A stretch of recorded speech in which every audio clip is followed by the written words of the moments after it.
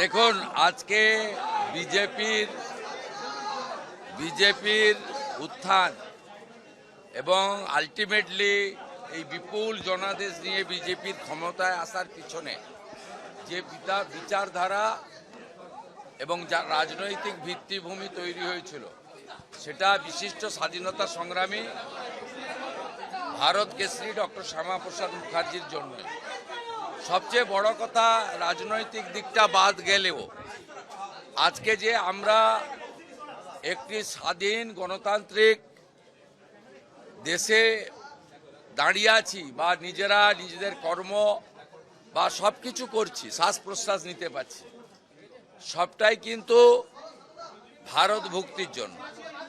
1947 সালের 20 জুন যদি বঙ্গের এই প্রান্ত অর্থাৎ পশ্চিমবঙ্গ ভারত ভক্তি না হতো, যেটা সম্ভব হয়েছিল ডক্টর শ্যামাপ্রসাদ মুখার্জি এবং ভারত সেবাশ্রম সংঘের প্রতিষ্ঠাতা স্বামী প্রণবানন্দের লড়াইতে।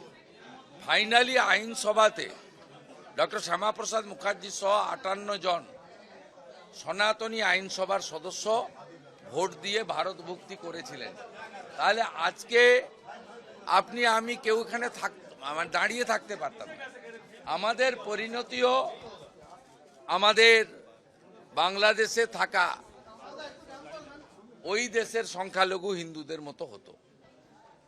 একটা সময় ডক্টর শ্যামাপ্রসাদ মুখার্জি বলেছিলেন যে কংগ্রেসের নেতাদের, তোমরা দেশ ভাগ করলে আর আমি পাকিস্তানকে ভাগ করলাম, অর্থাৎ পশ্চিমবঙ্গের সৃষ্টি হয়েছিল।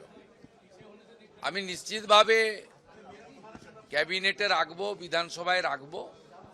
আমার ভাবনার মধ্যে আছে যে পশ্চিমবঙ্গের প্রতিষ্ঠা দিবস 1947-এর 20 জুনই হওয়া উচিত। আমার ভাবনায় আছে, আমি এটা ক্যাবিনেটে এবং বিধানসভায় নিশ্চিতভাবে রাখবো। ইতিহাসকে বদলে দেওয়া যায় না।